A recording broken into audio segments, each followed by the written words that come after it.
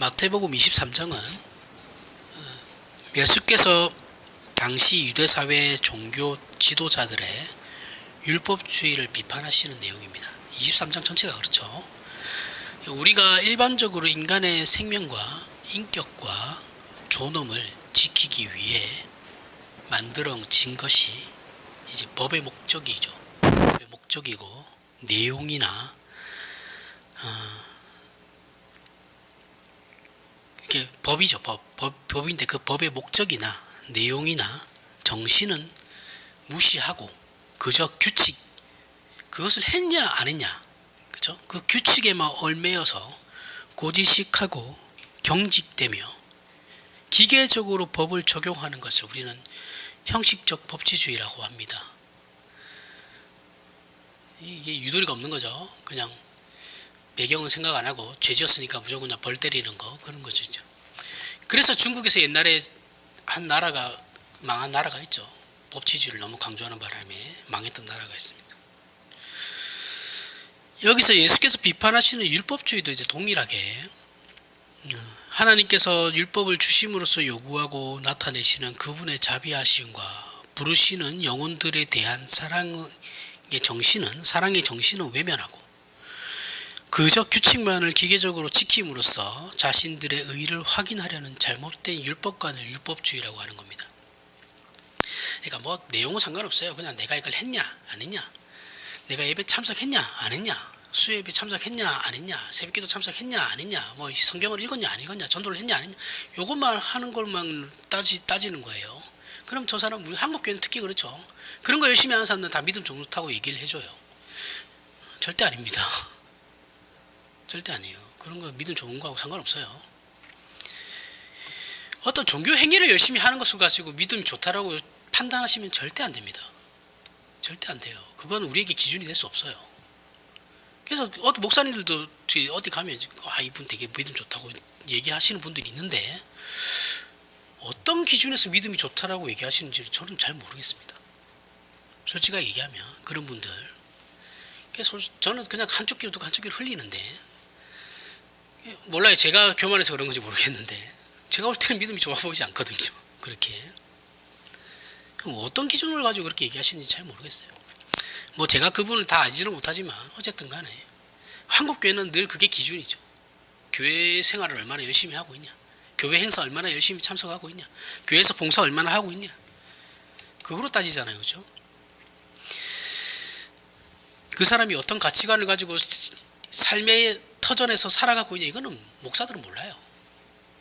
관심도 없습니다. 거기에는. 그저 교회 나와가지고 이렇게 뭐 자기 앞에서 이렇게 해주는 걸 좋아하지. 문제는 또 목사네요. 그러고 보니까. 예수께서는 이런 율법주의라는 잘못을 저지르고 있는 서기관들과 바리새인들을 향해서 박하와 회양과 근체의 11조는 드리되 율법에 더 중한 바 정의와 긍휼과 믿음은 버렸도다 라고 말씀하시면서 이들을 외식하는 자들이라고 규정하시고 비판하십니다. 규정을 하셨어요. 겉만 치장하고 내용은 알지 못하는 자들이라는 말씀이죠. 여기에 등장하는 박하, 회양, 근체는 약용식물이에요. 당시에는 약용식물인데 이게 대량으로 재배되는 것이 아니죠. 지금처럼 재배할 수 있는 게 아니고 자연에서 이렇게 채취하는 거잖아요. 그렇죠? 그러니까 소량만 나와요. 소량만 나오는데 이 소량의 것을 10의 1조를 떼봐야 얼마나 되겠어요? 한 요만큼 올라오겠습니까? 그죠? 이거 아무 쓸모 없거든요. 솔직히 이걸 성전에다가 낸다고 해도 이걸 어디다 쓰겠어요? 뒷거리만큼 나오는 건데 아무 쓸모가 없어요. 그러니까 이게 실용성에서는 전혀 의미가 없는 거거든요. 하지만 이들은 이러한 사소한 것까지 철저하게 율법을 적용시키면서 오히려 이런 아무나 쓸데기 없는 것까지 11조를 갖다 바치라고 이렇게 적용하고 있으면서 정작 지켜야 하는, 중요하게 다루어야 하는 율법의 정신은 외면하고 있단 말이죠. 이것이 뒤에 예수께서 잔과 대접의 겉은 깨끗이 하되 그 안에는 탐욕과 방탕으로 가득하게 하는도다. 그 다음에 회칠한 무덤 같으니 겉으로는 아름답게 보이나 그 안에는 죽은 사람의 뼈와 모든 더러운 것이 가득하더라. 이런 비판으로 이어지고 있는 것이죠. 미가서 6장 6절부터 8절에 보면 내가 무엇을 가지고 여호와 앞에 나아가며 높으신 하나님께 경배할까? 내가 번제물로 1년 된 송아지를 가지고 그 앞에 나아갈까? 여호와께서 천천의 수양이나 만만의 강물 같은 기름을 기뻐하실까? 내 허물을 위하여 내 맏아들을 내 영혼의 죄로 말미암아 내 몸에 열매를 드릴까? 사람아, 주께서 선한 것이 무엇임을 내게 보이셨나니 여호와께서 내게 구하시는 것은 오직 정의를 행하며 인자를 사랑하며 겸손하게 내 하나님과 함께 행하는 것이 아니냐. 다 필요 없고 정의를 행하고 인자를 사랑하고 겸손하게 하나님과 동행하는 것이다. 이스라엘이 행하고 있는 율법주의의 잘못들을 지적하는 내용입니다. 하나님께서 원하시는 것이 무엇이고 율법의 정신이 무엇인가? 지금 시대로 말하면 기독교 신앙의 본질이 무엇인가 라고 할 때 그것은 우리가 하나님께 바치는 예물이나 정성이 아니에요. 정성이 아니고 하나님의 뜻을 이해하고 수행하는 것입니다. 그러한 것들로 우리 안에 채워가야 된다는 거예요. 우리가 정성을 들이면 얼마나 드릴 수 있고 그 정성이 또 하나님께 영광이 된다고 생각하면 안 됩니다. 그 하나님께 영광이 되지 않아요. 그런 건 그냥 내 만족이에요. 그런 거는 예배 나올 때도 제가 저번에도 한번 설명했는데 예배 나올 때도 내가 좀 더 준비된 마음으로 그거는 내 의가 드러나는 거예요. 그걸 절대 그런 식으로 은혜 받지 않습니다. 은혜는 무조건 하나님께서 주시는 거기 때문에 내 상태가 어떠한 거에 의해 주어지고 안 주어지고가 아니에요. 내 상태는 상관이 없어요. 이해하시죠? 여러분들 나가서 죄 짓다가 예배당 들어와서 예배 드려도 하나님 은혜 주시면 주시는 겁니다. 나의 상태를 자꾸 가지고 뭔가를 얘기하시면 안 돼요. 그러면 정죄밖에 안 됩니다. 너는 예배하는 애가 이제 예배할 건데 뭘 그렇게 나가서 애들하고 놀다가 들어와가지고 그게 그러면 예배가 되냐? 이렇게 얘기하시면 안 돼요. 상관없어요. 아무 상관없어요. 예배 시간에 늦지 않고 들어오면 돼요.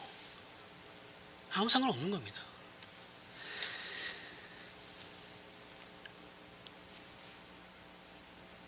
오직 정의를 행하며 인자를 사랑하며 겸손하게 내 하나님과 함께 동행하는 것, 함께 행하는 것, 이 말씀은 같은 뜻이에요. 전부 다 정의를 행하며 인자를 사랑하며 겸손하며 내 하나님과 함께, 이게 다 같은 의미인데 이제 말을 다르게 반복해서 하는 거예요.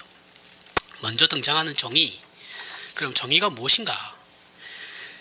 에 대해서 미가서 3장에서 하나님께서 이스라엘을 꾸중하시는 내용을 살펴보면 이 정의에 대해서 말씀을 하십니다.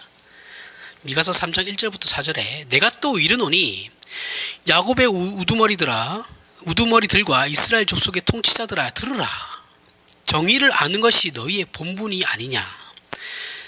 너희가 선을 미워하고 악을 기뻐하며 내 백성의 가죽을 벗기고 내 뼈에서 살을 뜯어 그들의 살을 먹으며 그 가죽을 벗기며 그 뼈를 꺾어 다지기를 냄비와 솥 가운데 담을 고기처럼 하는도다. 그때 그들이 여호와께 부르짖을지라도 응답하지 아니하시고 그들의 행위가 악했던 만큼 그들 앞에 얼굴을 가리시리라. 정말 심각하게 들어야 되는 내용인데, 하나님께서 야곱의 우두머리들과 이스라엘 족속의 통치자들을 비판하시는 내용입니다. 하나님은 이스라엘 전체를 별로 비판하시지 않아요. 항상 하나님께서는 지도자들을 중심으로 비판을 많이 하시는데, 정의를 아는 것이 너희의 본분이 아니냐. 너희가 선을 미워하고 악을 기뻐하며 내 백성의 가죽을 벗기고 그 뼈에서 살을 뜯어 먹는다고 하십니다. 결국 성경이 말하는 정의라는 것은 1차적이고 소극적으로는 가진 자, 즉 물질만이 아니라 사회적 지위나 권세나 힘을 가진 자들이 약한 자를 괴롭혀서는 안 된다는 거예요. 그럼 적극적으로 얘기하면 뭐예요? 더불어서 함께 잘 살아야 된다라는 거죠. 도와줘야 된다는 말입니다. 가진 자가 가진 자의 책임이 분명히 있다는 거예요. 지네들끼리 잘 먹고 잘 살라는 게 아니에요. 강한 자가 약한 자를 또는 다수가 소수를 괴롭히거나 억압해서 자신들의 이익을 도모하거나 자신들의 영광만을 구하는 독선으로 흐르는 무질서와 이기심을 제어하는 것이 성경이 말하는 1차적인 정의입니다. 하나님을 모르고 신앙이 없는 사람들 사이에서는 그럴 수도 있어요. 이런 일들이 일어날 수도 있죠. 그죠? 그들에게는 기준이 없으니까 일어날 수도 있는데, 신자로서 하나님의 법을 실행한다는 차원에서 이런 일들이 일어나니까 그게 문제라는 거예요. 이거 심각한 문제라는 거죠. 거기에 내가 하나님의 일을 하면서도 이런 죄를 지을 수 있구나라는 이런 심각성을 거기에 우리가 놀라야 되는데 우리는 안 놀래요. 왜요? 나는 지금 옳은 일을 하고 있거든. 옳은 일을 하고 있기 때문에 이런 거 다 무시해도 된다고 생각해요. 왜냐하면 나는 지금 하나님의 일을 하고 있으니까. 하나님의 일을 하는데 사회법이 뭐가 중요해? 질서가 뭐가 중요해? 규칙이 뭐가 중요해? 이렇게 가버리거든요. 이러면 환장하는 겁니다. 진짜. 하나님은 질서의 하나님이세요.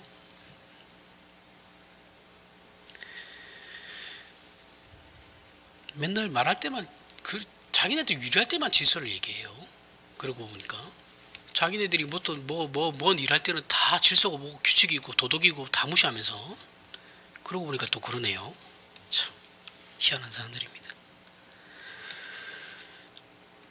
지금 예수께서 율법주의를 공격하시는 것은 그런 차원에서 율법의 내용을 제대로 이해하지 못하면, 너희가 율법의 내용을 제대로 이해하지 못하면 율법주의로 흐를 수밖에 없고, 이것은 마치 세상에서 법을 무시하며 살아가는 자들의 폭거로 국가와 사회가 혼돈과 무질서한 약육강식의 세상이 되듯이, 신앙이라는 이름으로 너희 율법의 정신을 제대로 이해하지 못하면 율법으로 말미암아 이와 방불한 혼돈과 폭력적인 사태가 일어나게 된다라는 말씀이에요.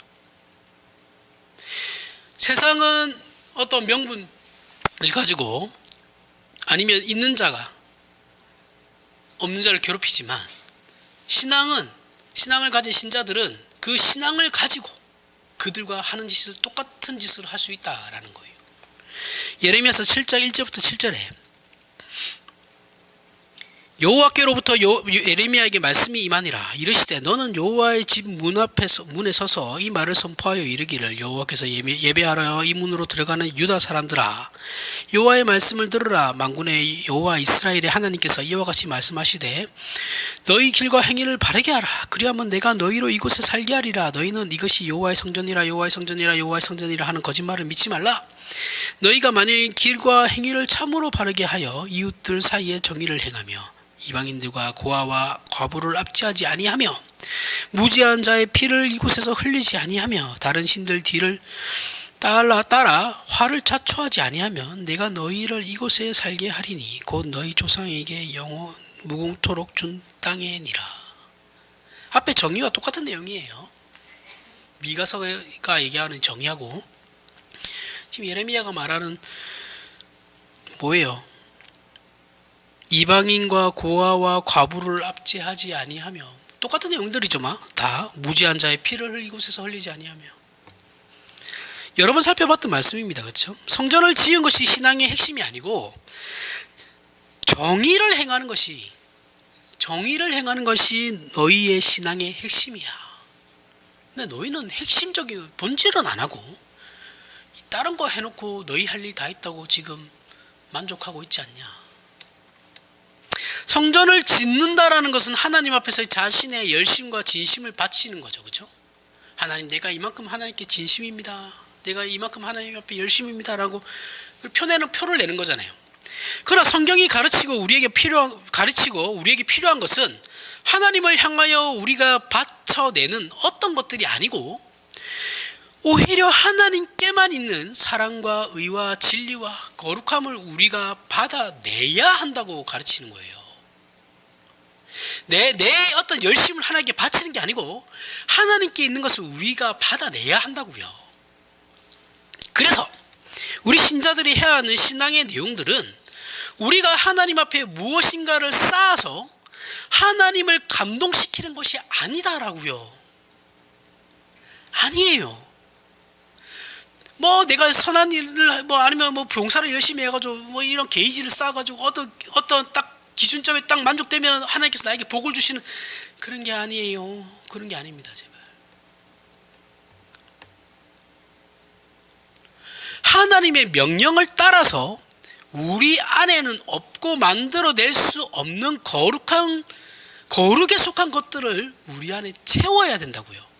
채우고 그것을 우리의 성품과 삶의 원리로 삼는 것입니다. 이게 기독교 신앙이에요. 그런데 이런 하나님께 속한 것들을 우리가 하나님께로부터 받아야 한다라는 것을 모르게 되면, 모르고 내가 뭔가를 계속 해야 된다라는 것만으로 생각하면, 아니 받은 은혜가 있는데 갚아야죠. 그 은혜를 어떻게 갚아요? 죽었다 깨어나도 못 갚아요. 그걸 하나님께서 갚으라고 주신 은혜가 아니에요. 그냥 주신 거예요. 그냥 못 갚을 걸 알아요. 그거 어떻게 갚아요? 사람이 어떻게 하나님의 은혜를 갚아요? 말 같지도 않은 소리를 하고 있어요. 안 돼요. 그건 애초에. 그냥 우리는 그 은혜를 누릴 뿐입니다.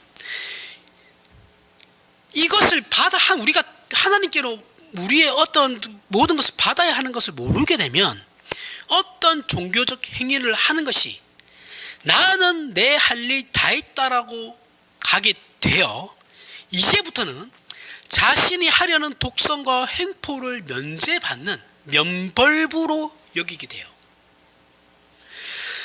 이런 사람은 죽었다 깨어나도 하나님 뜻을 알 수가 없어요. 내가 이만큼 열심히 했으니까 내가 조금 이렇게 하는 거 하나님이 용서해 주실 거야. 뭐 내가 이만큼 내가 10가지를 했는데 하나 정도 잘못하는 거 뭐 괜찮지 뭐. 나한테 뭘 할 사람 누가 있어. 이따위로 생각하면 그 사람은 신앙은 틀려먹었어요. 이미.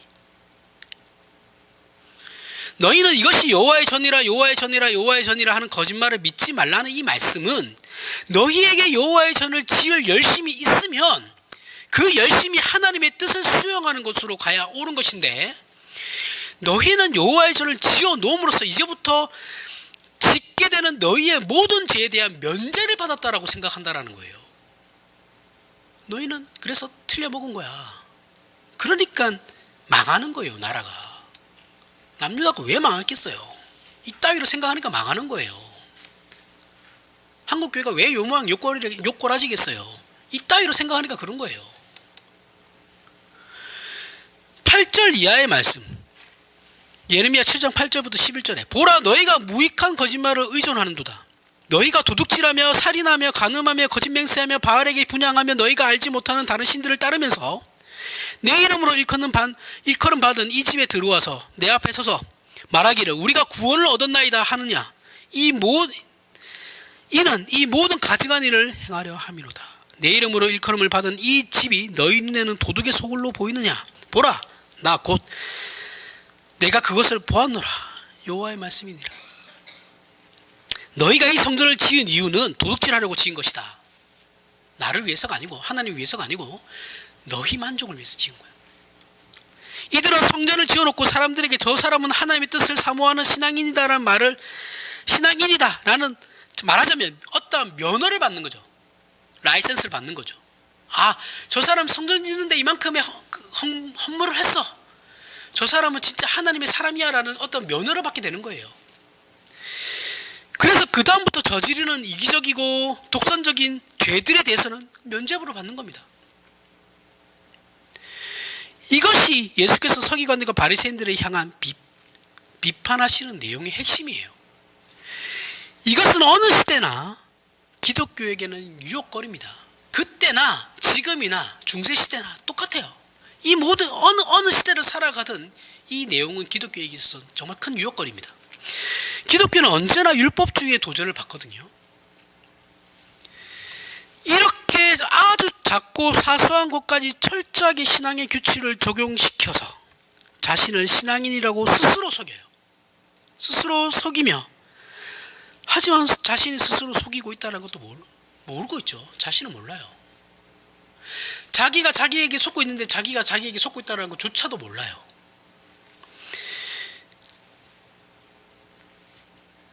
정말 기독교 신앙에 있어서 핵심적이고 중요한 내용은 그러면서 다 놓쳐요.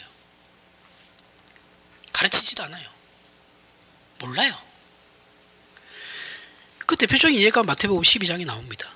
12장 1절부터 7절에 그때 예수께서 안식일에 밀밭 사이로 가실새 제자들이 시장하여 이삭을 잘라 먹으니 바리새인들이 보고 예수께 말하되 보시오 당신의 제자들이 안식일에 하지 못할 일을 하나이다. 예수께서 이르시되 다윗이 자기와 그 함께한 자들이 시장할 때 한 일을 읽지 못하였느냐. 그가 하나님의 전에 들어가서 제사장 외에는 자기나 그 함께한 자들이 먹어서는 안 되는 진설병을 먹지 아니하였느냐. 또 안식일에 제사장들이 성전 안에서 안식을 범하여도 죄가 없음을 너희가 율법에서 읽지 못하였느냐. 내가 너희에게 이르노니 성전보다 큰 이가 여기 있느니라. 나는 자비를 원하고 제사를 원하지 아니하노라 하신 뜻을 너희가 알았더라면 무죄한 자를 정죄하지 아니하였으리라.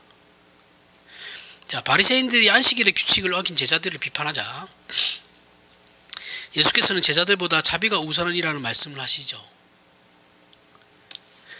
모름지기 남의 잘못을 지적하는 것이 진리를 지키기 위한 것이라면 그것은 얼마든지 필요한 일입니다. 맞아요. 하지만 그 사람을 단순히 잡기 위한 또는 자기 눈에 거슬리기 때문에 지적하는 것이라면 기독교 신앙에 위배되는 거예요. 내 눈에 보기 싫으니까 그렇게 하는 거면 그건 신앙이 아닙니다. 우리가 누군가의 잘못을 밝혀내어 잡아내는 행동을 하는 이유가 뭡니까? 제가 앞에서도 계속 설명했죠. 그렇죠? 나는 그렇지 않다라는 것을 증명받으려고 그러는 거예요. 나는 달라. 그렇게 저 사람을 비판하면서 내가 다르다라는 것을 사람들 앞에 보이고 싶은 거예요. 법이라는 것은 소극적으로는 강한 자들이 약한 자들에게 저지르는 횡포를 막는 것이죠. 그게 법이에요. 적극적으로는 약한 자들을 도와주라는 겁니다. 예수께서 말씀하신 자비가 제사보다 우선한다는 의미는 제자들이 안식일에 왜 이삭을 잘라 먹었는지를 생각해 보라는 거예요. 야, 그래, 내 제자들이 안식일에 이삭을 잘라 먹었어. 그럼 너네는 그들을 비판하기 전에 왜 쟤네들이 안식일에 이삭을 잘라 먹을 수밖에 없었는지를 먼저 생각해 봐야 되는 거 아니냐? 너희가 율법의 정신을 정말 제대로 알고 있다면. 응? 그럼 왜 먹었겠냐? 배가 고프니까 먹었지. 그러면 당연히 배가 고프니까 먹었으니까 그럼 너네는 그 비판하기 전에 빵을 먼저 주는 게 사람된 도리다. 빵 주고 난 뒤에 뭘 하든가. 그거예요. 먹거나 주고 뭘 하든가. 먹을 거 주지도 않으면서 뭘 욕도 배가 불러야 들을만 하죠. 제발 우선순위를 좀 생각해라 이 말씀이에요.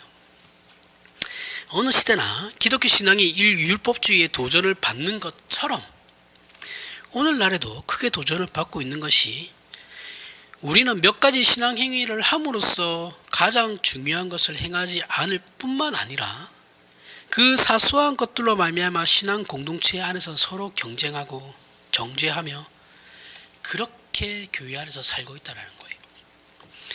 대표적으로 우리가 성경을 읽고 기도하며 금식과 철야와 같은 종교 행위를 할 때 물론 이런 행위는 여러 가지로 그 의미를 생각하고 이해해야 하지만 아무튼 우리는 이런 행위를 할 때 조심하고 또 조심해야 된다는 거예요. 우리가 성경을 읽습니까? 이것은 하나님의 뜻을 알기 위해 읽는 겁니다. 남들에게 잘 보이기 위해서가 아니에요. 그죠? 내가 하나님의 뜻을 알기 위해서 읽는 거예요. 여러분 기도를 하고 계십니까? 이것은 하나님을 닮기 위해서 하는 겁니다. 내가 그런 실력이 없으니까 나에게 그런 실력을 달라고, 내 못남을 용서해 주시고 내가 하나님의 뜻을 채워갈 수 있는 실력을 나에게 주십사. 그렇게 하나님께 계속 요구하는 거죠. 금식하고 철야합니까? 이것은 우리의 죄된 본성을 이겨내고 하나님의 거룩한 성품을 채우기 위해서 해야 하는 거예요. 여기에 다른 사람에 대한 내용이 뭐가 있냐고요. 예? 나는 했는데 너는 왜 안 해? 그게 들어갈 내용이 뭐가 있어요. 여기에 자기나 잘하면 되지. 그런데 우리는 그런 것보다는 나는 성경 봤다, 기도했다, 금식했다, 철야했다, 헌금했다. 그러니까 이제부터 나는 교회에서 발언권을 가질 거야. 내가 말한 건 이제부터 다 옳은 거야. 왜? 나는 열심히 하니까. 그거 누가 정해주는 거예요 도대체? 응? 그 사람이 이런 거 열심히 한다고 교회에서 발언권 가진다는 거 도대체 누가 정해주는 거예요? 교회는 정회원이면 다 발언권을 가지는 겁니다. 교회 세례 신자는 그 세례받은 신자들은 다 발언권을 가지는 거예요. 그동안 우리가 얼마나 기독교 신앙을 오해하고 엉터리로 해왔는지 생각해야 됩니다. 반성해야 돼요. 그리고 회개해야 됩니다. 교회를 오래 다녔고 신앙의 연륜도 쌓여서 이제 어느 정도 고급한 경지에 이르렀다고 자타가 공인하는데 사람은 점점 재수덩어리가 되는 거예요. 상종하기 싫은 사람이 되어가는 거예요.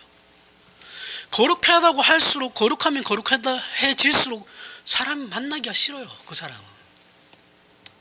안 그렇습니까? 사람의 시선이 따뜻해져야 되는데 점점 눈에서 레이저가 나가요. 뭔가 잘못됐다라는 거죠. 본인이 판단을 하셔야 되는데 그러한 분별력은 또 없죠. 성경을 모르니까. 성경을 모르고 기도만 열심히 하니 뭐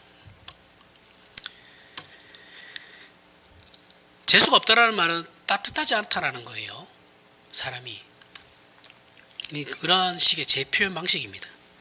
이런 사람은 별로 만나고 싶지 않아요. 솔직하게 얘기하면. 근데 제 주변에 없었으면 좋겠어요. 저도 아직 그러지는 못하지만 저는 사람은 신자라면, 특히 신자라면 더욱 따뜻해야 하고 온유해야 된다고 생각합니다. 그런데 우리는 소위 은혜 받았다고 이런 종교 행위를 자신이 다 했다라고 하면 그때부터는 그 사람이 이상하게 사나워져요. 그래서 교회와 성도들은 다 잘못됐고 맨날 입에 교회가 말이야, 우리 교회가 이렇게 하면 안 된다, 정죄하기 시작하죠. 그러면 본인부터 잘 하시면 되죠. 예? 아니 본인이 먼저 본을 보이시면 되잖아요. 자기나 맨날 뭐라고 하면 그건 누가 따라 하냐고요. 듣기 싫어하죠. 그걸 목사가 모르겠습니까? 우리 교회가 이렇게 되면 안 된다라는 걸. 그냥 스텝 바이 스텝인 거예요. 천천히 가는 거지. 누가 급진적으로 하면 누가 좋아해요. 급진적으로 하면 교인들 다 떨어져 나가는데. 제가 신대원대 할 때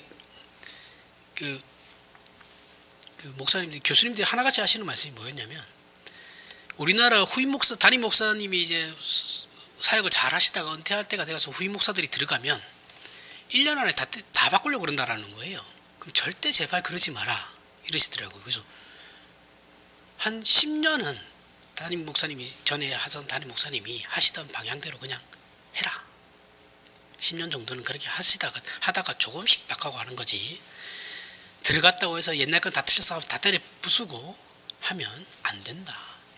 이거 제일 먼저 배운 거예요. 그 말에 동의합니다. 저도. 급진적으로 하면 안 돼요. 은혜 받은 건 알겠는데 그 표현 방식에 있어서 교육을 못 받으신 거겠죠. 그렇죠? 이해는 해요. 그러니까 한국교회가 또 그런 것도 가르치지도 않았어요. 그러니까 제발 그러지 마시라는 거죠. 그러면서 우리는 바리새인들이 하는 박하와 회양과 근체의 11조를 바친 것처럼 자기 확인의 증거들을 이렇게 들이대요. 내 은혜 받았다. 내 이렇게 열심히 한다. 이런 걸로 이제 들이대는 거죠. 이런 신앙은 그릇의 안이 아닌 방만 닦은 겁니다. 무덤의 겉은 화려하게 치장했지만 그 안은 썩은 시체인 것뿐이에요. 여기 있는 저와 여러분은 이 말씀을 정말 명심해야 됩니다. 저도 그렇고 여러분들도 그렇습니다. 예수 믿는 신자가 되면 늘 말하는 거지만 존재가 다른 거예요. 이것은 마치 어둠을 밝히는 빛과 같은 것이죠. 빛이 있으면 어둠은 저절로 물러날 수밖에 없어요. 왜냐하면 어둠은 빛을 못 이겨요. 절대로. 생명을 가지고 하나님을 닮은 거룩한 존재로 우리의 신앙이 제대로 채워져 있으면 우리의 존재, 우리의 반응, 우리의 인생, 이런 것들을 세상이 감당하지 못하게 되고 세상이 어떻게 할 수 없는 영향력을 발휘하게 됩니다. 이것이 성경이 요구하는 신앙의 핵심이거든요. 이 개념이 고린도전서 4장에 또 나와요. 고린도전서 4장 14절부터 20절에 내가 너희를 부끄럽게 하려고 이것을 쓰는 것이 아니라 오직 너희를 내 사랑하는 자녀같이 권하려 하는 것이라.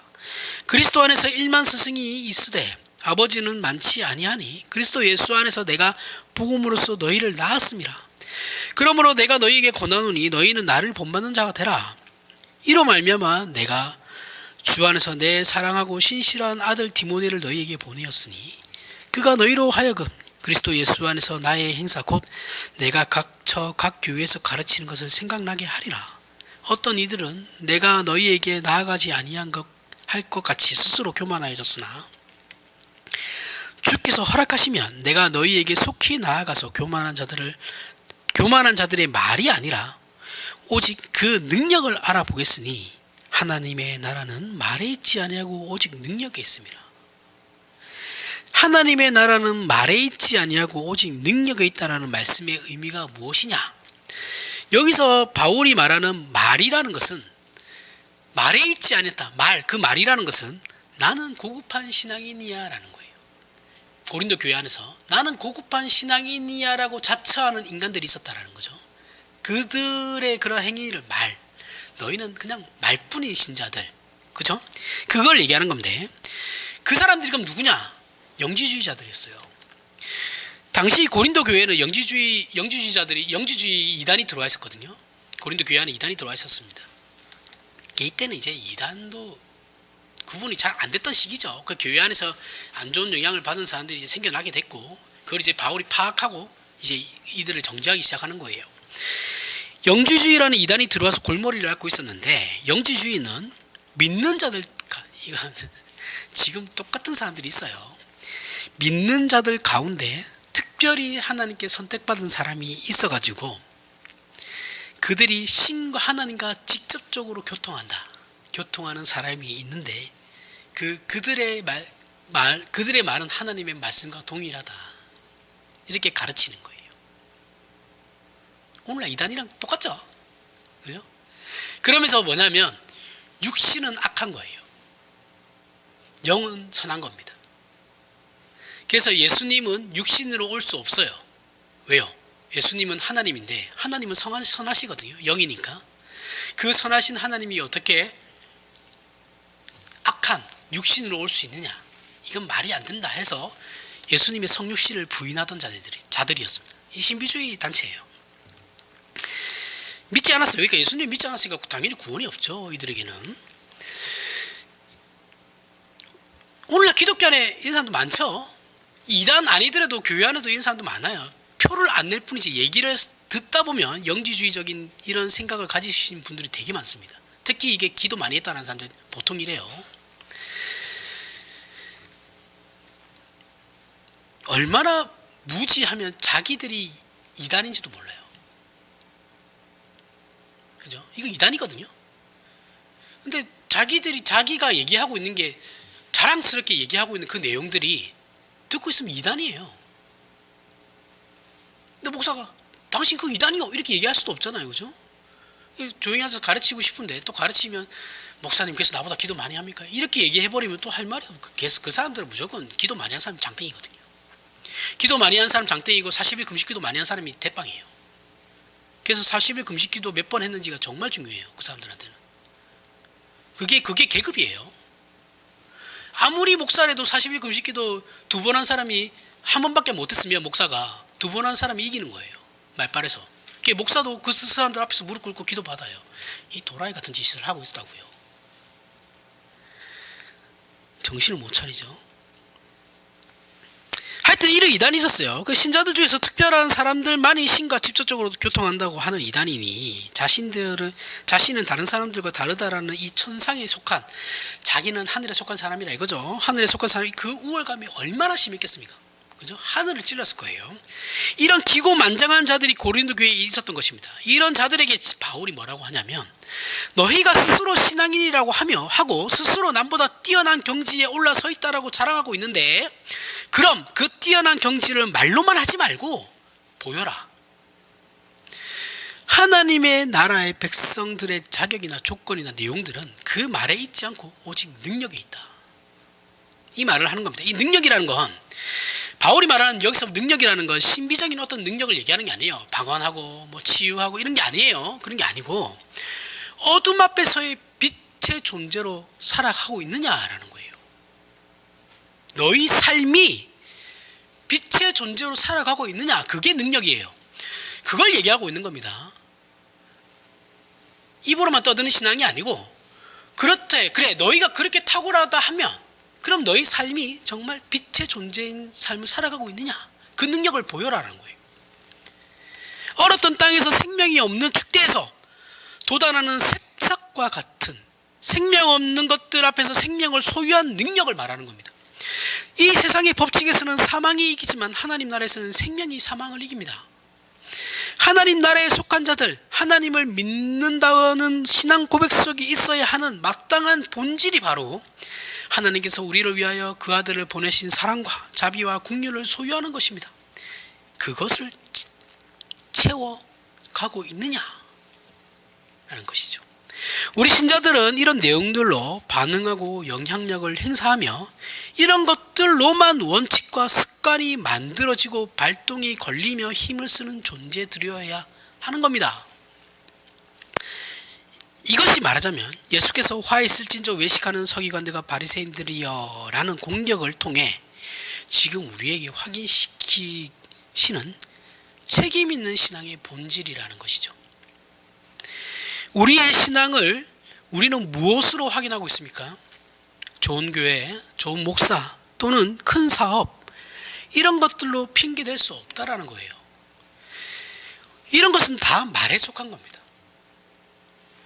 참다운 신앙은 우리라는 존재 자체, 우리의 성품, 우리에게 일어나는 모든 일들에 대해 반응할 때 그 반응의 원리, 그 판단의 기준에 있는 거예요. 여러분들이 삶을 살아가면서 어떤 문제에 부딪혔을 때 나에게서 나오는 그 반응들 있죠. 그 반응과 그때 판단으로 기준을 가지고 생각해야 된다고요. 그게 내 신앙의 기준이어야 돼요. 내가 정말 하나님의 뜻대로 하고 있나? 내가 그러면 정말 실력 있는 신자인가? 뭘로 한다고요? 우리가 살아가면서 부딪히는 그 반응, 기준, 판단, 기준, 그걸로 판단한다고요. 이런 것들이 오직 정의를 행하며 인자를 사랑하며 겸손하게 내 하나님과 함께 행하는 것이고 제사보다 우선하는 자비인 것입니다. 이렇게 우리의 신앙은 날마다 하나님께 속한 것들로 채워지는 것으로 점검되어야 하고 존재해야 하며 쌓여져야 하고 발휘해야 되는 것이죠. 이럴 때 우리는 내가 예수를 믿는다, 하나님을 아버지라 부른다 라는 표현이 가지는 기적과 그 자리에 이르게 된 우리의 구원에 대해서 진심으로 아마 감사하게 될 것입니다. 기도하겠습니다. 하나님 아버지, 은혜를 감사합니다. 하나님의 사람으로 부름을 받고 예수 그리스도 안에서 신자된 우리의 운명과 존재와 그 내용이 우리에게 얼마나 영광이 되고 이것이야말로 우리의 의를 주장하는 것이 아니라 하나님의 영광이 드러나는 일인지를 확인하게 하심에 감사를 드립니다.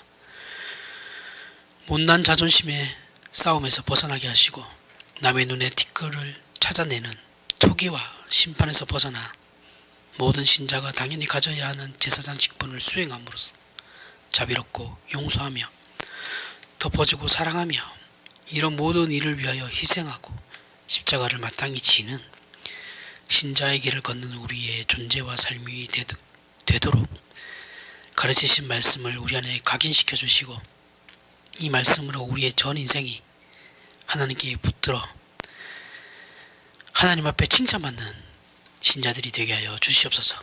예수님 이름으로 기도합니다. 아멘.